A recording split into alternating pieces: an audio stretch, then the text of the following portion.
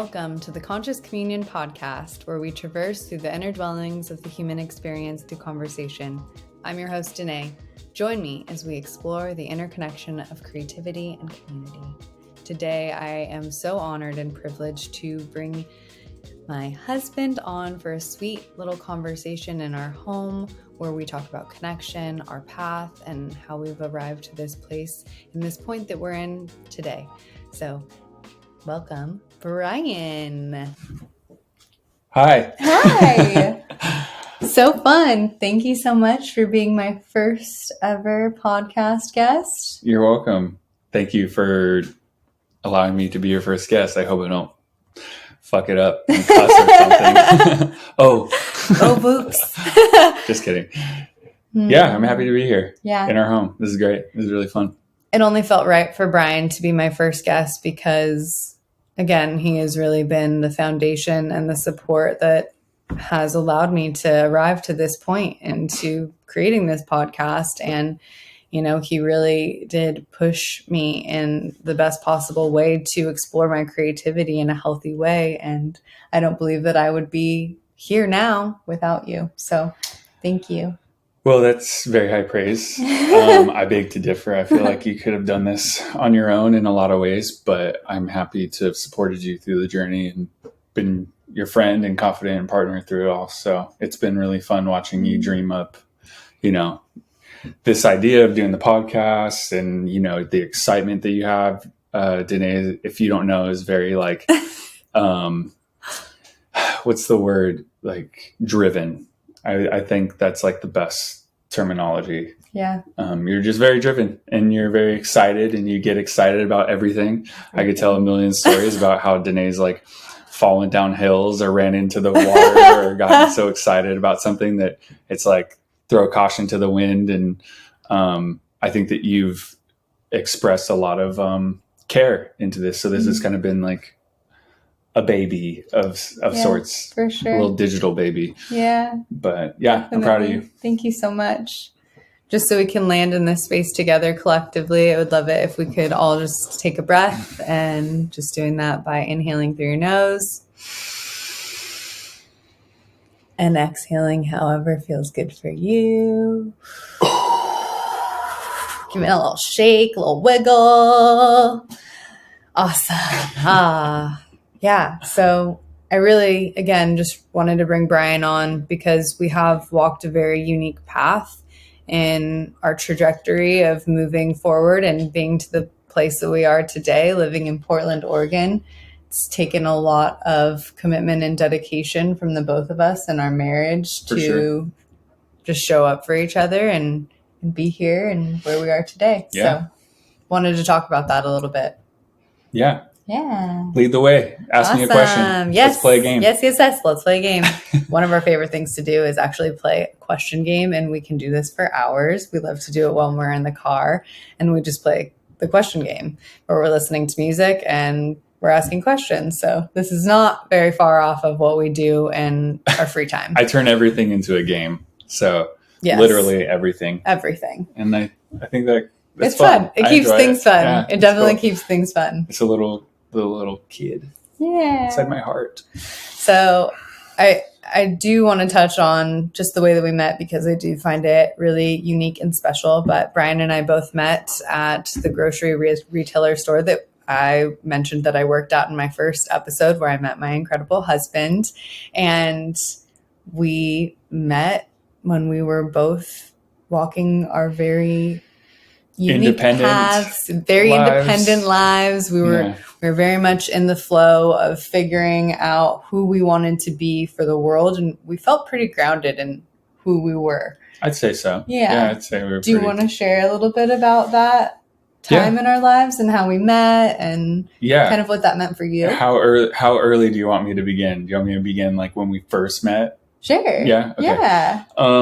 So I was like Danae said, we were working at a local grocer, and I had a couple other jobs that I was doing at the time. I was like bartending and serving coffee, and I was working at a skate shop, and I was like helping out with like odd jobs here and there. And I was also prepping for an art gallery. So I was working a lot. and I'd been working at this grocery store for a couple of years at this point, and mainly like serving samples and things like that. Danae came in and she was wearing like her workout gear, and she had just come from the gym. We had never met up until this point, and I thought she was pretty cute, and I thought I had some game. And so I kind of like in my own way, I was like hitting on her. The way Danae will tell the story sometimes is that I looked very sad and she kind of came to my rescue, which was probably the case because I have like this RBF sometimes where I look like really sad. But anyways, she told me that she was going to start working there the next week. I was excited about that. Yeah. And from there, we just became like really close friends. Like I said, I was doing artwork. And so my best friend, his name is also Bryan. We were painting in my garage till like 6 a.m, a couple times a week, prepping for this art gallery that was upcoming. Really exciting time for the both of us. And I invited Danae to come along and kind of like hang out with us. And she said that she drew, and so I was like, oh yeah, cool. Like come over into the garage and like we can draw together and we can have a good time. There's going to be like wine and we'll hang out. So she brings like a little sketch pad, and I don't think she really understood like the gravity of like what kind of art we were doing at the time. We were prepping for a gallery. So she was a little shy and kind of self-conscious about like painting with us. But Bryan and I just kind of facilitated this place where it's like, no, like we're going to hang out. We're going to have a good time. We just want to hang out and have fun. And so that kind of, was the theme for the next 9 months of us becoming like really close friends. The three of us were kind of like this triad of buddies, and it was a really special time for us. It really was. Yeah. For me too, because, I want my friends to like you, and I want your friends to like me. And Bryan, really close friend of mine. So he loved you, he saw like all the good things and all the things that are going on in my head that were like, oh, don't get in a relationship, stay away from that. We're both really hesitant, I think, in the beginning. It was good to have my friends there in a sense to kind of like keep me grounded. Like, totally, dude, don't mess this up. This girl's legit. She's the real deal. So. Yeah. I think at that time it was really interesting because Bryan and I had both made it very clear to each other, like, we don't want to be in a relationship. We're not looking for anything serious. Like, let's just have fun. So that's one of the reasons why I think that we were just friends. Like, it made sense for us to just be friends, not mess this up. Like, let's not confuse things. And then, I was really passionate about living on my own, getting a dog, and moving to the beach and living off the land. Like, that was my goal. And he was like thinking about, where can I go and pursue art and like live this like kind of like nomad life. Europe yeah. He had already previously lived in Norway, which, I think would be a cool thing to share about too, because it's so much of your culture. But yeah, just going back to living that nomad life, like what were you wanting to do, even though life had a different path for us at that point in time? Like, what was on your heart? That's a good question. I think that for me, the type of person I am, I'm very distractible. I'll get caught up in very meticulous things throughout my day. Danae will be talking to me, and then I'll find like a piece of fabric on a blanket that's like kind of snagged, and I'll like, oh, well, I got to fix this now. And I'll go like find the scissors to fix, the snag or whatever. And then I notice the scissors are like jacked up and I got to fix the scissors, and then the drawer's loose, and then I get into like all these little projects. And so I think the reason I bring that up is because with my relationships, leading up to Danae, I was very much like, oh, shiny thing over here. Oh, I can't get pigeonholed into this relationship because it's going to like, this is going to be my life forever. And I can't have that certainty. I kind of thrive on uncertainty and the flow of things, spontaneous. Yeah. You definitely do. Encounters and whatnot. So living in the moment. Yeah. So I think for me, what was going through my head was like this fear of like, oh, I really, really want this, but I also really don't want to hurt Danae. and I really don't want to hurt myself by getting into this relationship with somebody that I deeply care about. Totally. And I think being friends with you for that time leading up really helped me kind of set that ground. Yeah. In my own life, For sure. making a decision and like really sticking to it. Cause at that point I was like thinking the next relationship I get into, like, I want it to be the one. Like, I really don't want to waste any more time, spending it with another partner. Yeah. And I'm so glad that we both were on the same page with that. Agreed. Because here we are now. Yeah, here we are now. And we've lived such a beautiful life. And I think, had I moved to San Diego, I would have missed out on so much life. There was so much that we had to learn together. And I believe in the sacred union that Spirit created between the two people that you see here. Like, we grew up, first of all, we grew up in the same town.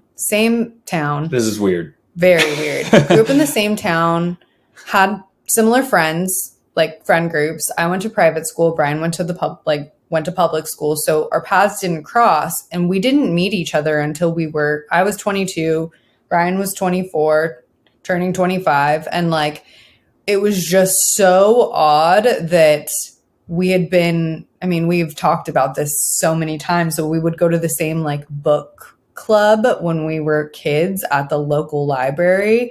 And we never, like, I'm sure we would have our paths crossed many times, I'm sure.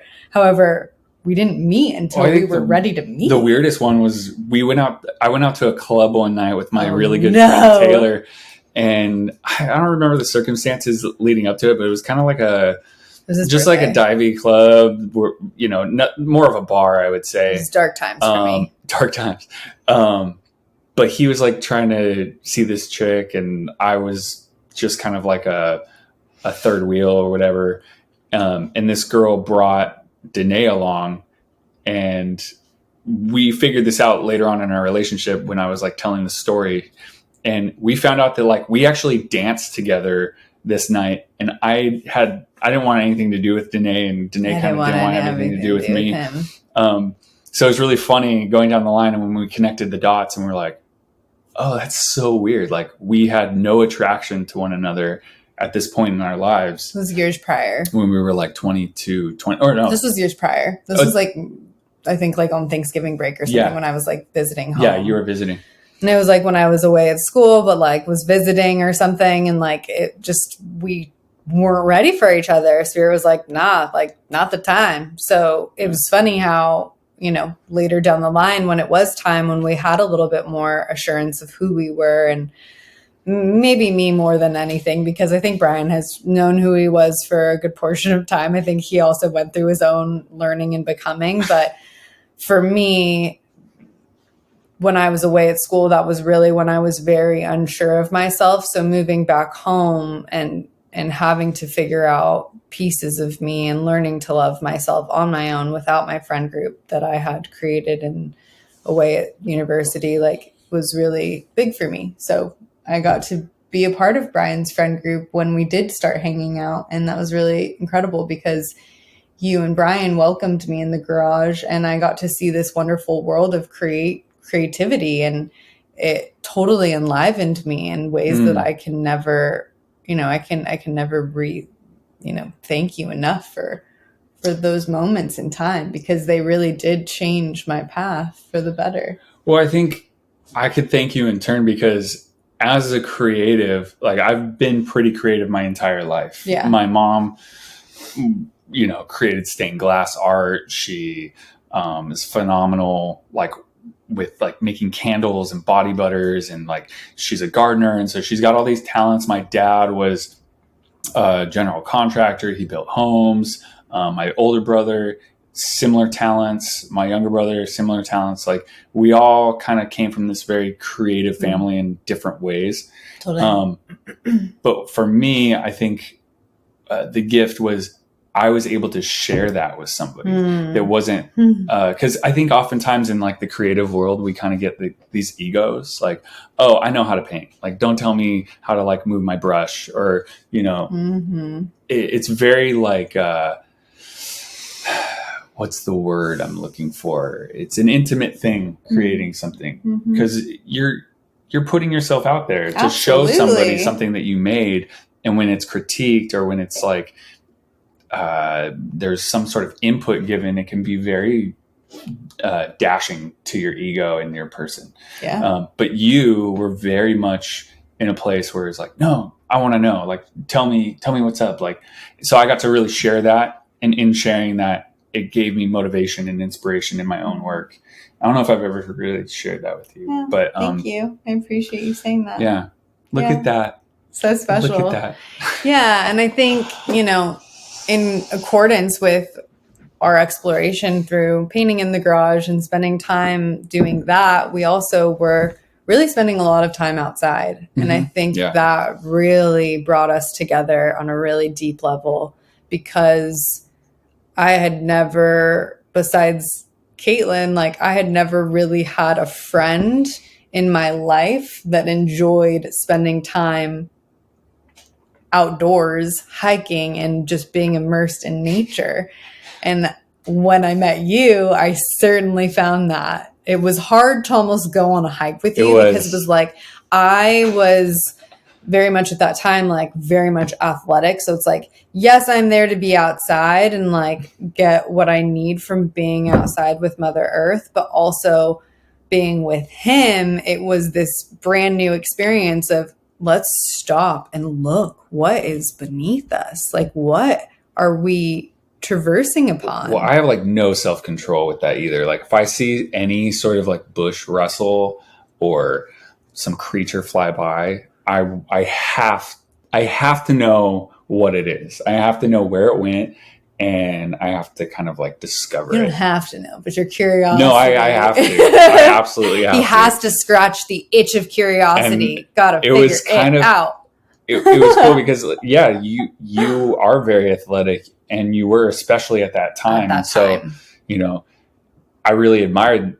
We are so different. We're so very different in a lot of ways, and I don't think I've ever been with anyone as like opposite spectrum of night and day, like personalities and stuff like that as we are. But we have a lot of commonalities as well. But beliefs, that was morals. That was an interesting segue into the relationship that was about to form and what we were going to teach each other through that. Because I know you were always very much appreciative of like having me slow you down, but I also really appreciate like how much you were ready to just get up and go. And so that really gets me out of my lazy day funks where I'm like, oh, I'll just be on the couch all day, or oh, I want to just binge a show or something like that. You're like, no, like, come on, like there's stuff to do. Let's create. Let's get out. It's a dynamic that I'm very much appreciative of. Same, definitely. I think that when I met Bryan, I think that there was a real imbalance in my own system and my own body. I had mentioned quite a bit of that in the first episode, and going back to that, I really was living this masculine energy of like, go, go, go. And I didn't know how to slow down. So meeting Bryan was a real breath of fresh air for me, because I did learn to slow down and appreciate the little things in life. And he mentioned before, he has a tendency to really be in the moment. And I've probably never met anybody that has that ability to really just drop into the now like he does. And it was almost like it like brought something up in me when I would like see it, like it would like aggravate me. And now I know that that's something to ponder upon. But at the time it was like, why are you like just like so present? Like I didn't understand it because it was so foreign to me. So because it was foreign to me, it made me uncomfortable. But I'm also a button pusher too. And so I think that when I found areas of stagnation or pushback from you, I almost leaned into that way more. Like I just hyper focused on it. That's a beauty and sacred union though. Like even before we were like married or engaged and I think we pretty much knew pretty early on, like this is the real deal. Like we can't deny this. Yeah. Because to a certain extent, once we did surpass that friend barrier, it was like, okay, this is it. And when I first met you, I told Caitlin, like, I don't know what the deal is about Bryan, but he's going to either be my best friend or my husband or someone that will change the trajectory of my life moving forward. I knew that to be true. And I knew that almost within the first moment of meeting him. It was like we locked eyes and I saw this thing and it startled me. Well, I think we had very similar values. Yes, definitely. And I don't just mean like the classic values of, I mean, I don't even know where to begin with that. But I mean, for me, love was such a huge part of that, and joy was such a huge part of that. And I just remember your interactions more than anything with the people that I loved in my life, and your ability to just kind of integrate seamlessly into all of our lives, like you were always there. I really felt like I had a similar experience, especially with your mom and your dad and your brother, Totally. And your immediate family. You know, I just wanted to be there all the time. You know, it's like, hey, you want to meet at my house? Or, hey, let's just get out of my house. I'm like, no, I want to go hang out with Blaine. I want to go hang out with Donna. You know, let's talk and let's have a good time. I think that's really a blessing for me, because not everybody has a family that you want to hang out with. Totally. And I think that was helpful for me too at that time, because again, as I mentioned in the first podcast, there was a lot of discomfort that I had with my own family and things that I was working through very much so at the time, things that I was angry about, things that I didn't appreciate about my family. And my family is so different from yours that I think you got to taste and witness certain things that maybe you missed in your own family. Yeah. And then in turn, when I met Bryan's family, you know, when I went to their house for the first time, I felt so safe immediately.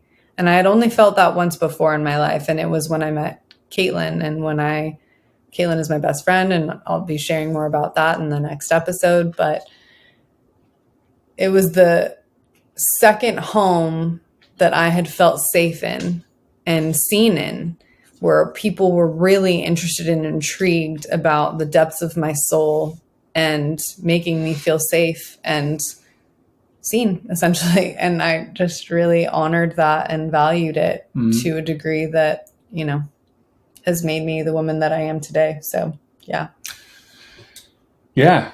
Cool. Next question. Yeah. Hit me with something. All right. So we got married. We did get married. That's part of our story. That's part of our story. And, you know, we took some different paths in the process of getting married and changed a lot, I think, once we actually said I do. A lot changed for us in a very short period of time, where we were forced to grow up pretty quick. And I would love if you could just share about that time and what it looked like for you. And if you could just, you know, share here about what happened in that experience. If I'm pausing, I hope I don't lose our viewers in my pausing, because I like to think about what I'm going to say a little bit. But let's see. What was that like for me, watching you go through your changes? No, I want you to more share like what happened after we got married and kind of just like share the intimacy and of what took place for us. I got you. Yeah, Okay. yeah. And then what that looked like.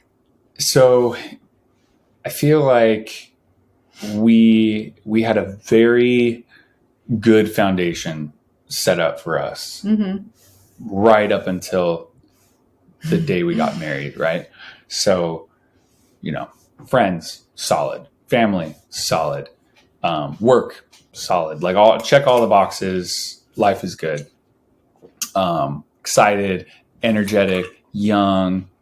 Let's go explore. We're going to travel the world. We're going to do all these things. We're going to make a name for ourselves. You know, the world is ours.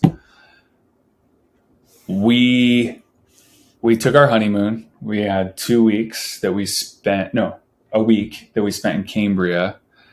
And we had an amazing time on the coast of California. It was really magical. And came home, and my parents hit us up, and they're like, "Hey, when you get back, we want to sit down and talk with you about something. It's pretty big, but when you have time." So in my mind, I'm like, "This is what could it be? This is really exciting, you know." So we made some time, and as soon as we got settled, we went over to my folks' house and we sat down on the couch, and my dad proceeded to let us both know that he had cancer. And that was a huge blow. That was a huge blow. Yeah. That was the last thing I think either of us really wanted to hear at that point in our lives. Not just, yeah. It's big stuff, you know. It is big stuff. It's the kind of thing that really can make or break a relationship, I think, looking back at it. We decided we were planning to move to Portland around that time. My brothers had just moved up to Portland from Los Angeles, and we had big dreams of moving at shortly thereafter. And the news of my dad's cancer really put all of that on hold and pumped the brakes for us. We had to make some big decisions, whether we were going to leave, whether we were going to stay. I think for us, it was kind of a no-brainer. We really wanted to stay and be there for my dad and for my mom in support. We also were really connected with the church at that time. We were leading youth ministry. We were helping the local kids in high school, and we had some great friends that we had made. And so we had a community of people that were really rallying around us during that time and made the process, I wouldn't say easier, but more bearable, I'd say. More bearable. Yeah. We were able to walk through the news and the experience of my dad having cancer. For me, I hate being a burden on anybody. I hate not just handling everything on my own. And this was a really big time for me to really lean on Danae in support, because I was very emotionally broken. My world was kind of crumbling around me. I didn't have the means or just the capacity to really process a lot of stuff. Yeah. And you were very much available. You were very much there for me, and for my dad and for my mom. You placed yourself in the situation willingly, in whatever way that was to be, almost to a detriment at times. Yes, definitely. And in 2017, my dad passed away on April 21st, and we were there in the house. We said our goodbyes. It was just kind of like a really calm night. My little brother was there, my mom, Danae, myself. I was the last one to go to bed. It was 2 a.m, and I was doing a puzzle in the kitchen, and my dad was on hospice. He was in the other room, and I was trying to stay awake because I just had this feeling inside that there was just, tonight was different. It felt different. And I got myself just to lay down for a minute, and within 2 hours, my mom woke the both of us up and said, "Dad has passed. Dad has moved on." And we walked out there, and the tears flowed, and we sang, and his best friends came over, and it was a tragically beautiful moment. And it's one that will forever have shaped my life. Mine as well. But the aftermath of death is something to behold. I think it's something that, we focus so much on the death itself, but how we walk and how we journey in life after death is so pivotal to who we ultimately become, I think. Life after death. Because do we hold on? Do we idolize this person? Do we ignore all their faults and just, accept them for everything that they were? Do we hold them up like a god? And I found myself doing everything in between, to the point where I finally just shut off. I think that I became very much a robot. It was like, wake up, go to work, one face, the joy inside was slowly dimming. I think the light inside was very much dwindling. You stood by my side through all of that. And so, I'm just forever grateful for that. Forever grateful for that. But on a lighter note, I think it's important that, part of this podcast and the purpose of it is to bring up that we as humans can traverse the nature of both light and dark. And I mentioned in the first podcast, nature is a big part of our home. It's a big part of our lives. And we can look to beautiful creatures amidst nature and the immensity of the metamorphosis and the process that they each go through to take themselves through new journeys and territories. And we too go through those ourselves. And that was definitely a time of death and rebirth for so many of us in our inner circle. And, I think getting married and then finding a church, while it felt good for us at the time, it also was intuitive because of the people that Bryan's parents were, and he grew up in the church, and there was almost this filling of roles that we both did, where we were kind of also not walking in alignment with who we knew ourselves to be. So we were really wearing hats that maybe weren't our hats to wear. However, the community that we met when we were at church, I really just don't know how we would have done life without them. They really were our rocks. They were there for us through thick and thin and everything in between.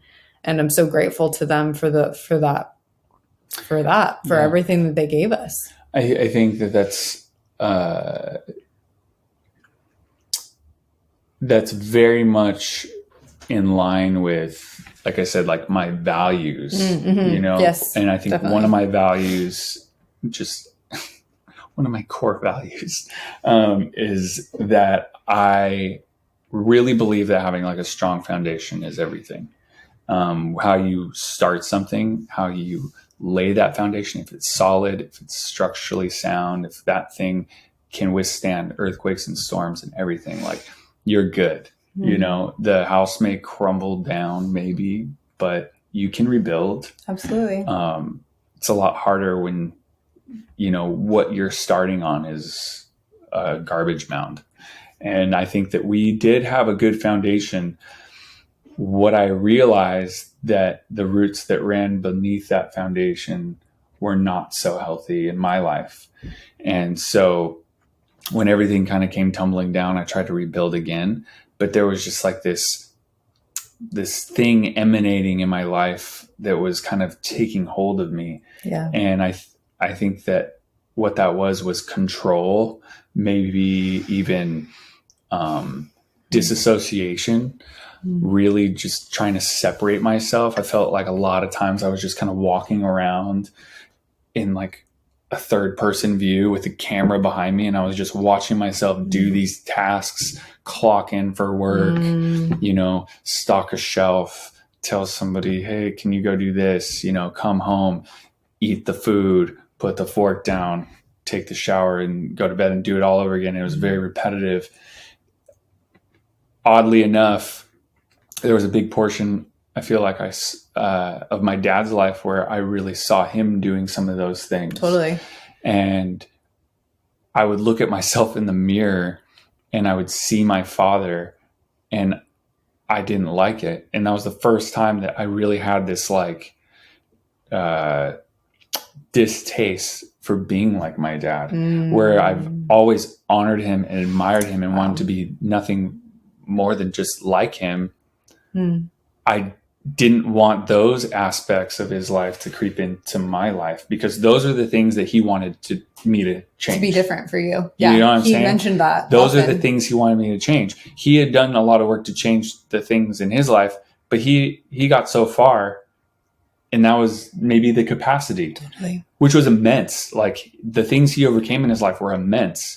Especially with the background that he had and the upbringing stuff that he had. Like, I won't get into any of that, but the adversity, I think it's like, to touch on it just briefly, I think it's important because I briefly touched on my parents' own experience and, my mom not being told that she was loved. That shaped a good portion of the way that she then mothered me. And for your dad, he went through very similar aspects of his upbringing, just not having love be a foundation in his upbringing, and how hard that must have been. Getting beat on the daily and verbally told that you shouldn't exist and you are a complete accident. And he never told you that. And I never received that from him. I think in a lot of ways, I was always just kind of just willing to accept whatever came my way in that regard, because I knew the challenges he faced. Mm-hmm. But at some point, I have to be able to recognize how I can't be acting that way too. 1,000%. You know what I'm saying? It's just I didn't go through what he went through. I'm going through my own stuff. So how am I going to be better? How am I going to be a better husband, a better friend? How am I going to evolve? Right? That's ultimately for sure. Nature, right? At the core, It's our call to evolve, and we are nature. So how can we as a people, as a species, evolve? And so much of that is what's passed on and how we handle those things that are given to us. They're ours now. It's easy to complain. It's easy to just open those wounds and pick at them and make them be a persistent thing in our life. However, we also have the opportunity to tend to those things that are aching and make us feel heavy, those burdens. We have the ability, however, to find community and to find love and support and to go through those things. I think finding the right community is key, because totally. We found a lot of different communities throughout our relationship. That's true. We found community in the church. We found community outside the church. We found community at work. We found community with our friends, and each one kind of provided something different. And there were definite times where we kind of gravitated and really embraced one community, and we're like, this is it. And it was you're so filled with this one mentality that you kind of forget that there's so many other ways of thinking out there. There's so many other ways of living. Yes. And we all have something to offer. All have something to offer. I know that, one of my compasses, I'll go back to this, has always been my dad. And one of the things that he did so well was, he had a crazy sense of humor. Okay. Really funny guy. Almost to a fault at times, and I've said this before, but you either loved him or you tolerated him in a lot of ways, because he knew how to get under your skin. He knew how to point out things, but you couldn't deny it. It was so honest and kind of cutting straight to the point that you had no other choice but to face this issue. So amidst all the humor and the jokes, there was also this, I'm done with all the bullshit. Let's go deep. Where is this? What is this? What are we facing here? Yeah.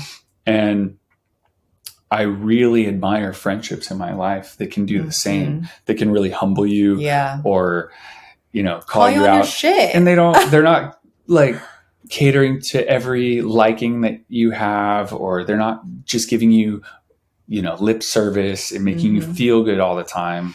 And it's nice to feel good. It's nice to be encouraged. It's really great to be encouraged. But there is a healthy way to be encouraged. And I am a firm believer in being stretched and taken out of your comfort zone, so that you can grow and become better. It's totally fine if you want to stay in the same place. Yeah. That's cool. But no judgment. If that's what you choose to do. How amazing it is, the times I have experienced in my life where I've decided to step out of my comfort zone and reach for something that was seemingly unattainable. Yeah. And I've actually grabbed that and been like, whoa. Well, don't you think that we do that for each other? 100%. Yeah. I know that I get freaked out by a lot of stuff, my own personal doubts and fears, and I'm very cautious. I plan for everything. I have, Danae will be like in the passenger seat. Hey, Bryan, do you have a Q-tip? Yeah. Dashboard. Hey, we need a flashlight. I got one in the back seat. Oh, we need this. And it's like, I have everything at the ready so that we are prepared. We're ready to go.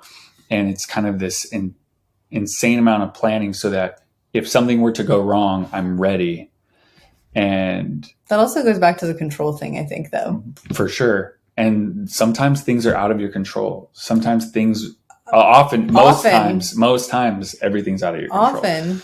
I mean, that's what happened with Dad and that whole experience. It really took us both out of our own comfort zone. I think, my mom having had cancer and me not being emotionally available for my mom at that time, because I was literally going through one of the hardest times in my own life.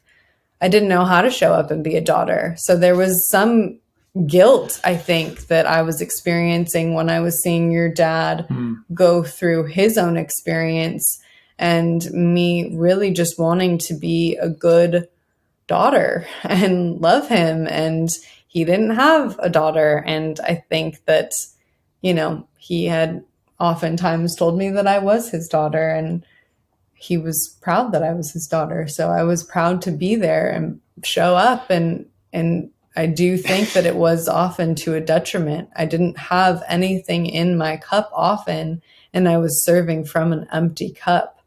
And after that, soon after, we ended up moving in with your mom to help her financially with the house so she wouldn't lose it. And it's a beautiful home. We didn't want her to lose it either. It's such a special place. It's Bryan's childhood home. And, we wanted to help. But I think at that time we were also serving from an empty cup to a certain degree. We were also serving in the church and working in the youth group, which was one of the greatest gifts we have ever given ourselves. However, it was just a hard time. It was like, I'm a big movie buff. I love cinema. I love stories. I love to read. I love the hero's journey. This rise to the occasion, that Tolkien, just aspect to life. And I like to believe that there is that hero in all of us. And as an artist, I'm creating these worlds, or I'm drawing these creatures and monsters and what have you. And so this situation comes up where cancer, this beast, takes the life of my father. And we have this opportunity where we're reaching into the lives of these kids in the community and lifting them up. And then my mom is going to lose a house. And so it's like, well, we need to be there for her and, and save the home. And this could be great for us too. And, we're going to get to Portland and we're going to do, and we had our eyes set on so many things. We had our hands set in so many things. And I had this idea that if I could just be this hero that I envisioned myself to be, that I would triumph and I would get the treasure. I would throw the ring into Mordor and I'd be fine. But life is not a fairy tale. And I got beaten down way more than just through my dad's cancer. There was a lot that happened. That wasn't the only thing. No, we were also going through. It was kind of like once you started to get your head straight, what else does life have for you? What else is there going to be? We were down and the punches kept being thrown at us for sure. Yeah. I just want to like curl in a ball and be like, oh, what the, you know, but I don't think that, you know, I've said this before, but I think we were talking about this earlier this week, but you know, you can, I totally lost my train of thought. It's okay. This is what happens when your mind goes a million miles a minute. Okay. Yeah. We're also talking about hard things. We are. We're talking about hard things. It's take a breath. It's good to take a little reset. We're talking about really hard things. That was a really hard part. That was a hard thing of our lives. Yeah. And Bryan mentioned, like, we were going through other things. We really were. There was other things that we won't mention, but like, we were being thrown adversity after challenge, and it was like. I remember. Go ahead. I remember. Yeah, I knew that you'd be able to get it back. You know, one of the things that really had impacted me was, you know, that saying that, you know, stop complaining about what you're going through. Mm-hmm. Somebody else has it way worse than you. Did you hear that often as a kid? I don't know if I heard it. I know I heard it a lot. I can't place whether I heard it from my parents, where it came from, like my dad, or from like somebody in the church or whatever. Yeah, I don't know if it was like one of the older generations, but it came from somewhere, and I've heard it before. And I actually like lived by that because that was like my mantra for not complaining was, you know, eat your food. There's starving kids, you know, overseas or da da da da da. And what happened was I just wouldn't talk about like anything that was bothering me. And I was very passive aggressive. You know, that's a very Norwegian thing to do is like to push everything down and just be like, everything's fine. Yeah. The world's burning, but I'm fine. Don't bother me. I'm good. But don't ask me. And what I realized was there's a flip side to that. That may be true in a sense, but I think a more truer statement is that there are other people going through worse, which means you're not alone. And I think that I felt very alone for a window of time where... Even though you had community. Even though I had community. Yeah. Despite the fact that I had people around me that loved me, that were always there for me, that were hitting me up, texting me. Like, I was very blessed. I'm not going to discount that at all. But there is this like,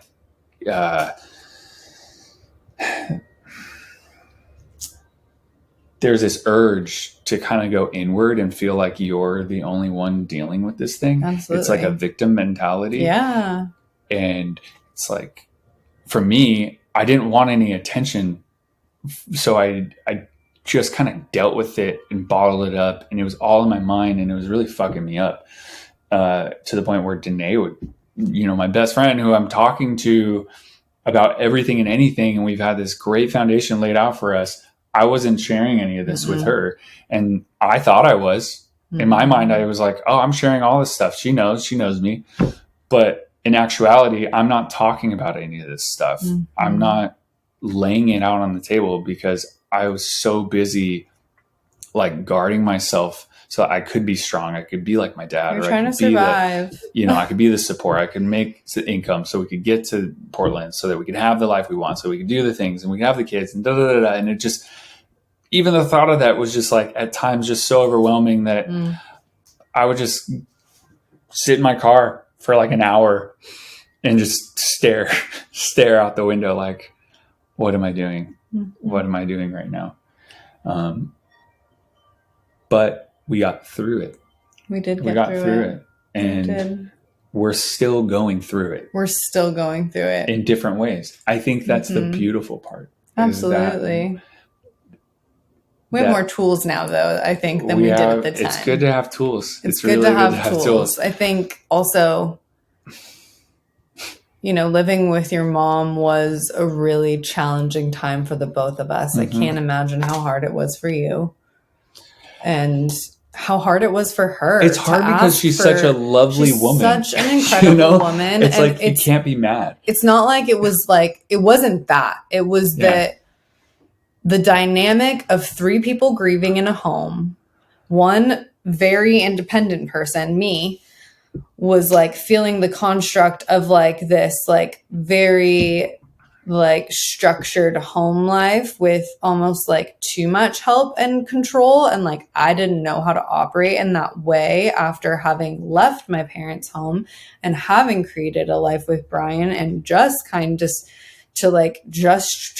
start to figure that out, and then having that like picked up from the roots and then like transferred into someone else's grief, and like but also experiencing my own grief and my husband's grief.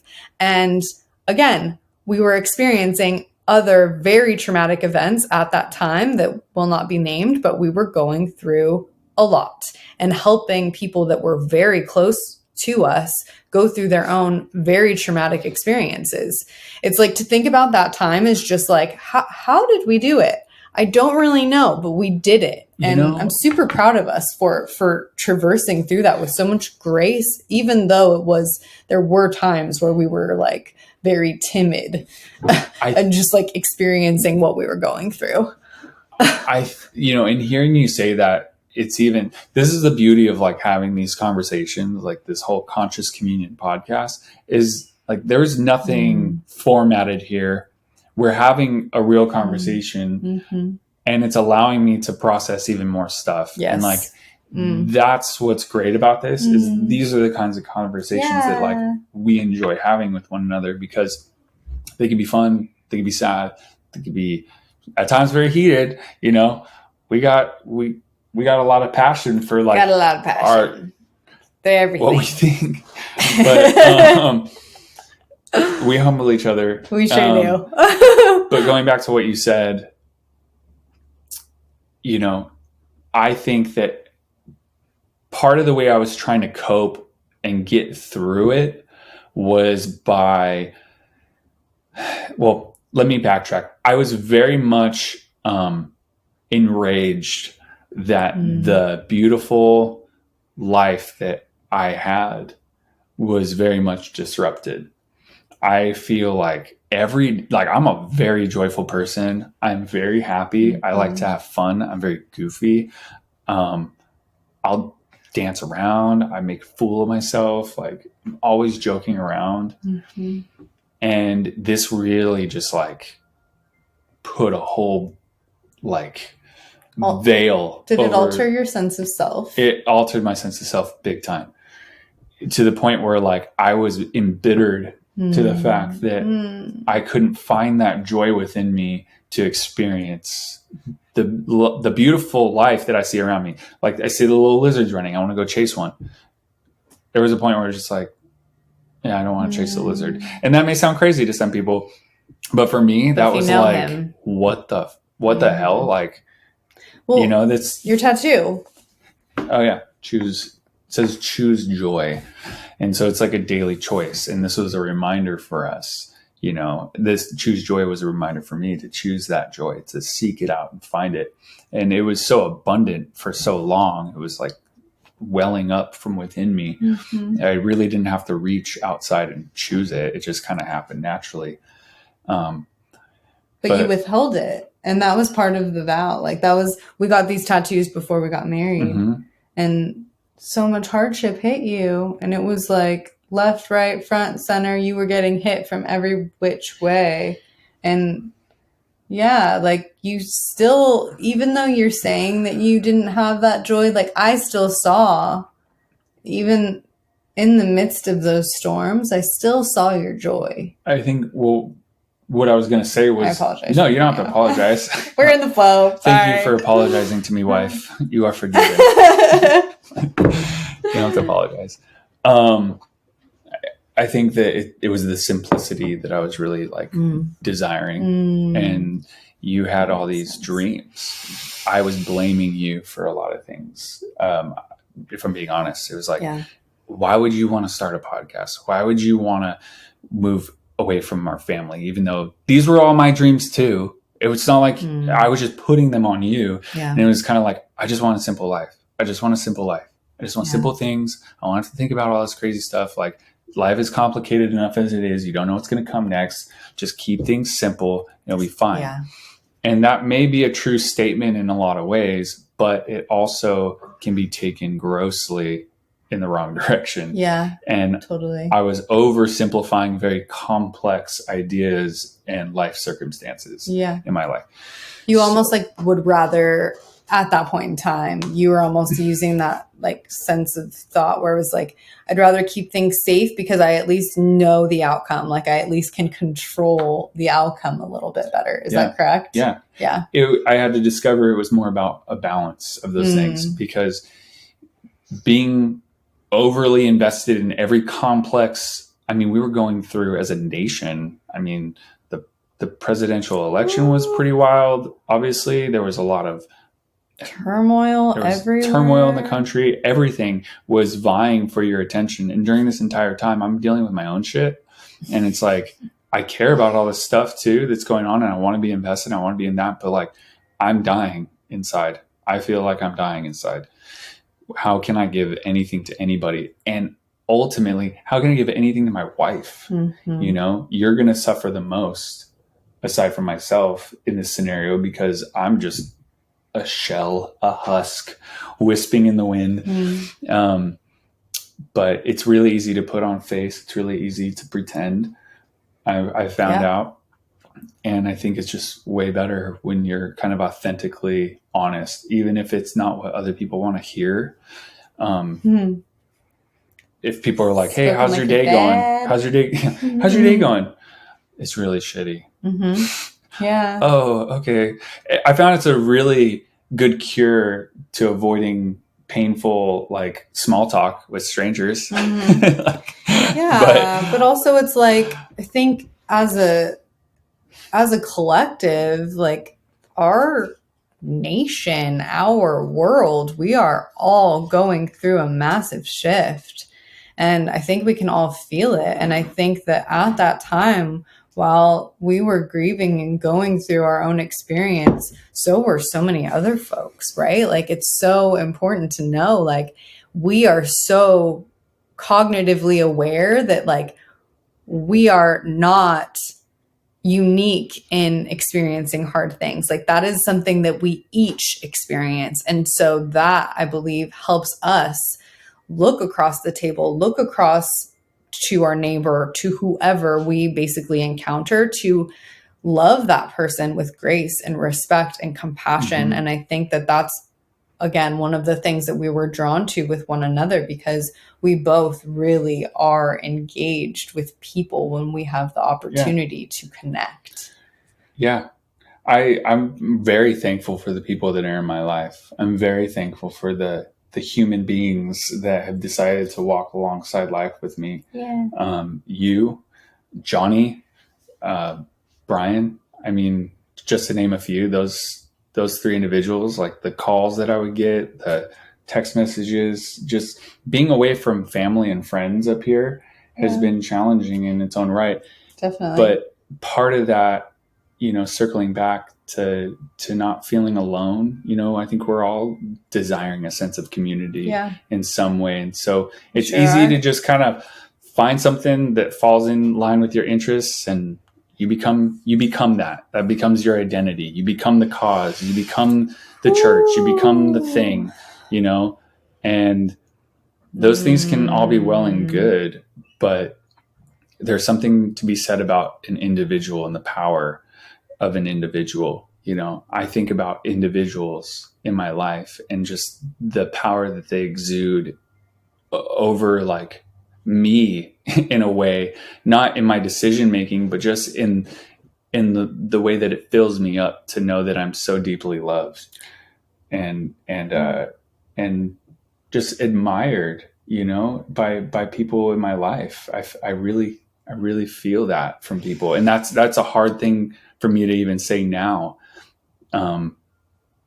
But I also think it's important to note that, yeah, while you do have very many individuals in your life, the individuals that you have in your life are very different from each other. They're not, I think that there's something to say about variety and people who walk different lives, who believe different things, because when you're on a one track trajectory, it's really hard to get different experiences and different color in that frame of reference, right? Yeah. As an artist, like you have a lot of colors in your palette of connections that you've created for yourself. Yeah. Lot of lot of crazy ass colors in my family.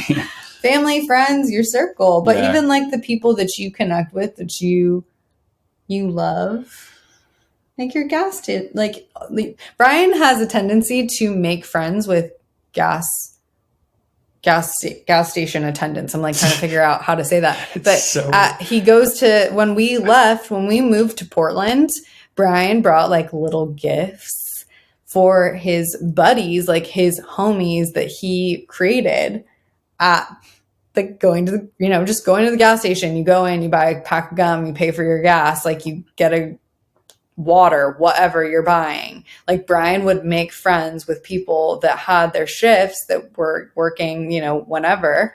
And he had to make his rounds. He didn't have to. He chose to make his rounds, to say goodbye, because those people meant something to him. And that just really is a clear testament, I think, to the man that my husband is that he really does value people. Working in retail, especially, you have a tendency to just be on autopilot, and I liked kind of going in and stirring the pot a little bit and inviting room for a conversation if this person wanted to have one.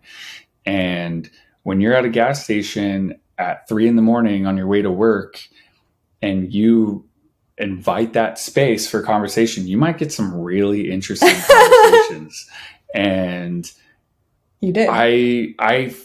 I'm a collector of stories. I'm a collector of funny moments, and I share them with my friends all the time, and they share them with me. And I feel like I just have this collection of so many, not just funny stories, but like really meaningful times where I can't even describe what it means to me to connect with somebody on a deeper level that you don't know. You get a glimpse of this other life that's here on earth, that you would otherwise just kind of be like, hey, fill my tank. Yeah. But God, like treating them with respect and kindness. Yeah. Yeah. It's just, that's how I would want to be treated. Absolutely. And that's how all of us want to be treated. I think like, I really like it when I get that in my day, as opposed to, it's real windy outside again. Yeah. Like, sun's coming up on Tuesday. Like, who cares? Like, okay. Authenticity matters, y'all. But like, yeah. I like your necklace. Yeah. And I think compliments are cool, but yeah, I think, again, it's like, Bryan jokes about this with me specifically. I'm like, let's talk about how you were raised so we can get to the root of why you are the way you are today. And it's just something that there's an innate curiosity in my heart to know people on such a deep level. So it's not that I'm like trying to bypass any like small talk, but at the same time, I really do enjoy finding out why people are the way they are, the psychology of why a human may be the, why they have the tendencies they have, and so on and so forth. But I did also want to talk about how we got here to beautiful Portland, Oregon. Sure. Because I do think that, while we did go through all of those hard things, we, and I think for a period of time, we thought that maybe we weren't going to get here. I know for me, for sure, I was like, we're never going to make it to Portland. I definitely got into that woe me mentality for a bit, where I was thinking like, we're never going to be able to achieve our dreams because we've been helping others. We've been the martyr. When are we going to be able to live our story? And when we finally made the choice to do what we did and move to Portland, it was a really exciting thing for us to do. And it also came with a lot of adversity, moving away from our family and our friends and making a choice to, not have all those incredible people that we had created a community with nearby to help us through the shit we were about to walk through again in a new that was town, kind of daunting. Yeah, it's daunting. A little bit, yeah. You want to talk about that and how that looked for you? Yeah. Well, our cat's walking up on the table right now, so he might make an appearance. He might make it. Ash. We refer to him as Ashhole in this house. Yeah, so... Not always, sometimes, when he's being an asshole. Yeah, when he's being an asshole. Yeah, so moving to Portland, in my mind, I didn't want it to be an escape. I know from my life, I did not want Portland to be a place where it's like, we've idolized this place. We built it up in our minds to be this, the city that we're going to move to, and everything's going to change and everything's going to like become better, because that's not how life is. I was really awakened to that. But I knew in my heart of hearts that this was definitely a place we were called to be. Yeah. It was this song in the middle of the night that we could hear, just emanating from this distant place. And the closer we got, the closer we felt like ourselves, the closer we felt like we were in the place we were meant to be for this time. It wasn't just an escape. And I wanted to make certain of that. Totally.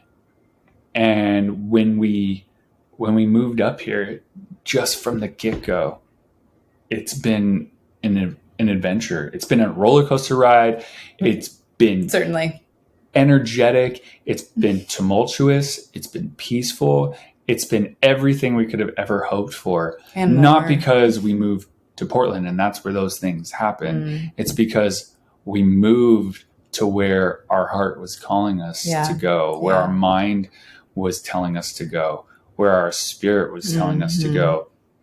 All of the above. It just kind of fell in line. And we had that favor, we felt like, in life, that just kind of things started falling into place. Certainly. And there was a lot of things we really had to pave our own way in. For sure. Too. It's not like it was like... It's not cheap to move to a brand new state and move all your shit. But it worked out. It worked out. And that was like our prayer was like, okay, if the doors should be open for us to make this move, let them be open.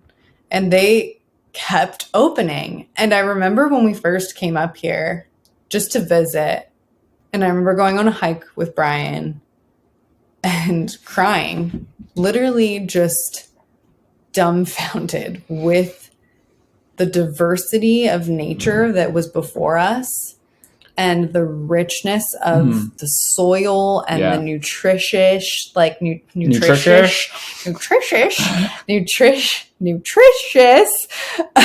earth that was beneath our feet and surrounding us, that I just wept. And I was like, I didn't realize that we had the opportunity to live in a place like this. Like, we had traveled to Norway for our honeymoon a year after we got married, and that was just like a way for our eyes to open. And Bryan had briefly lived there, but Oregon really does have a similar feel to Norway, but it's not as far from our family. So we also have access to our community still. We get to see them, and people have come to visit us. Well, this became home very quickly. And very quickly. The people that you met, that you introduced me to. We could go into all these different aspects and take 2 hours to tell this story, but we won't do all that here probably.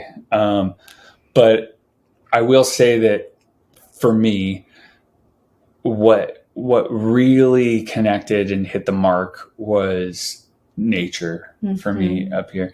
I'm really into insects and bugs in the natural world. I had a zoo in my house, in my room growing up. My mom was gracious enough to let me keep like tarantulas and, scorpions and poison dart frogs and leopard geckos and snakes and millipedes and mantids and this and that and the other. And I have a dog and a cat,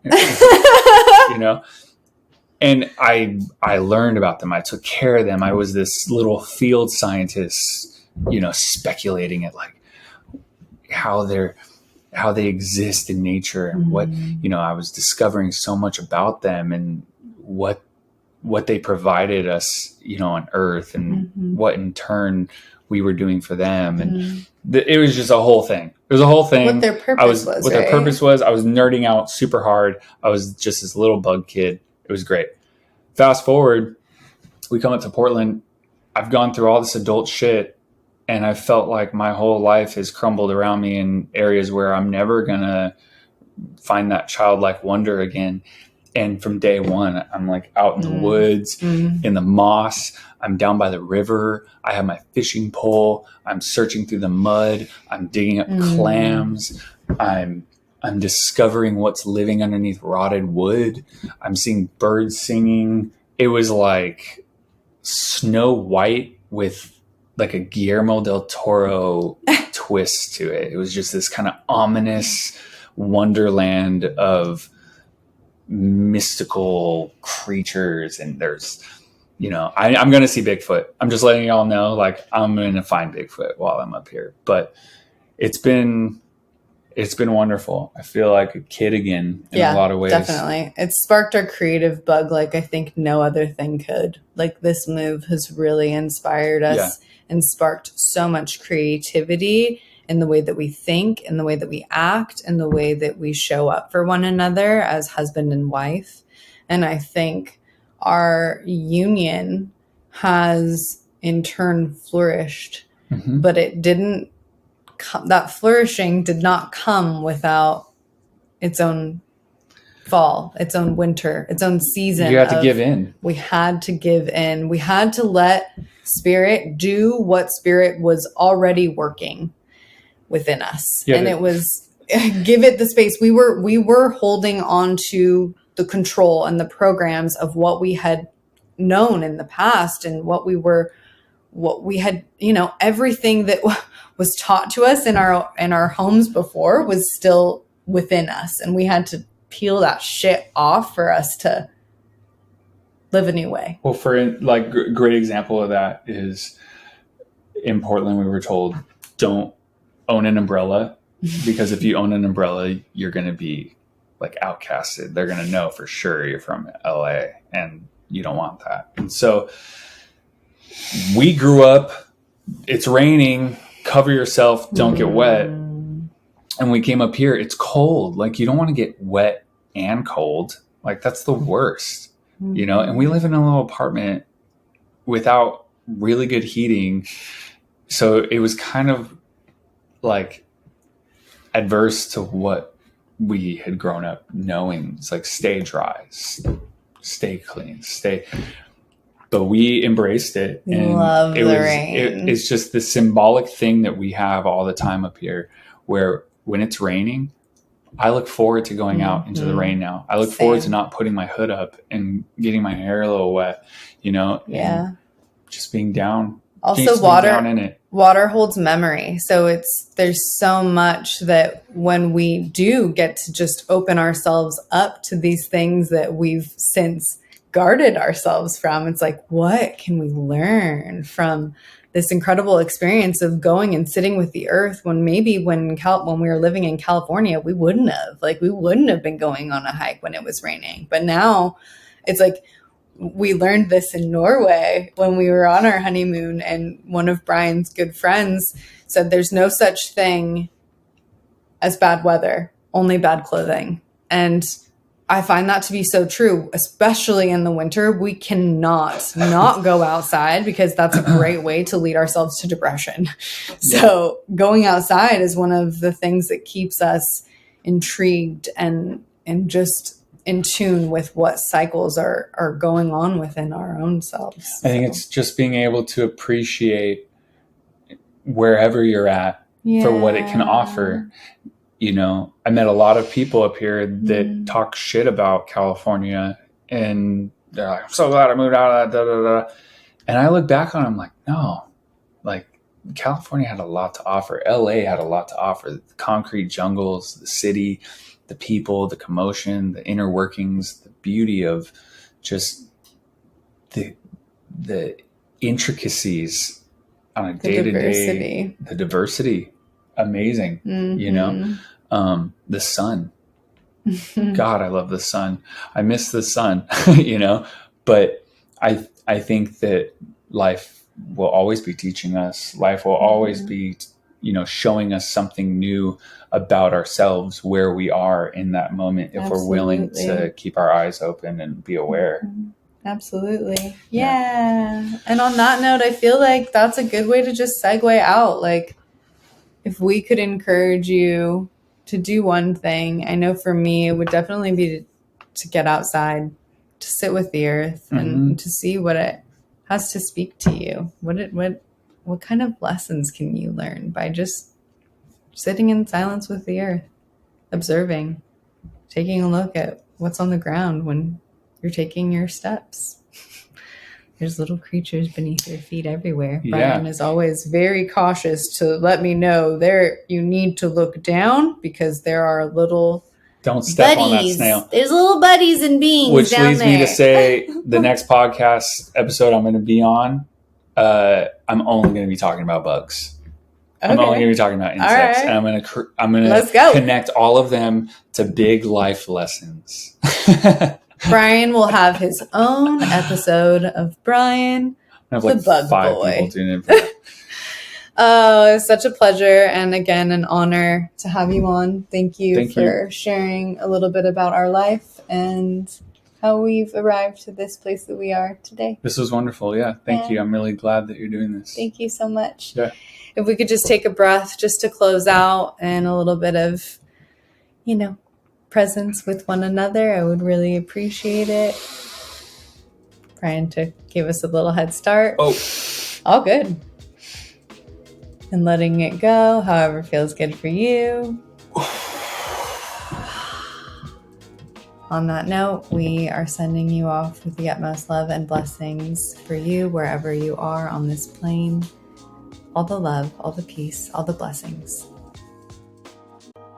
Hey there, it's Danae again. Just wanted to say thank you for sharing your time and energy with me. If this podcast resonates, please like, subscribe, follow, and share if you're willing. Reviews help too, so if you're feeling the vibe, please leave a review where you can. Sending all the love. Peace.